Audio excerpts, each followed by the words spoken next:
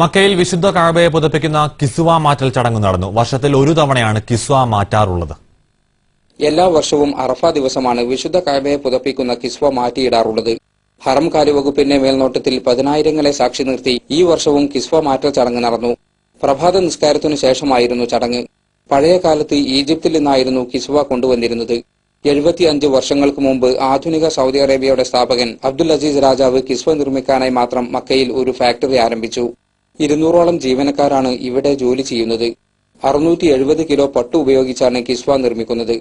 150 kilo സ്വർണം, വെള്ളി എന്നിവ ഉപയോഗിച്ചാണ് കിസ്വയിലുള്ള ഖുർആൻ വചനങ്ങൾ തുന്നിച്ചേർത്തിരിക്കുന്നത്. 658 സ്ക്വയർ മീറ്ററാണ് കിസ്വയുടെ ആകെ ചുറ്റളവ്. 14 മീറ്റർ നീളവും 95 സെന്റിമീറ്റർ വീതിയുമുള്ള 47 കഷ്ണങ്ങളായാണ് കിസ്വ തയ്യാറാക്കുന്നത്. ഏകദേശം 2 കോടി റിയാലാണ് കിസ്വയുടെ നിർമ്മാണ ചെലവ്. പഴയ കിസ്വ കഷ്ണങ്ങളാക്കി വിവിധ രാജ്യങ്ങളിലേക്കും മുസ്ലിം മത നേതാക്കൾക്കും മറ്റുമായി വിതരണം ചെയ്യാറാണ് പതിവ്. മക്കയിൽ നിന്നും ജലീൽ കണ്ണമംഗലം, ഏഷ്യാനെറ്റ് ന്യൂസ്.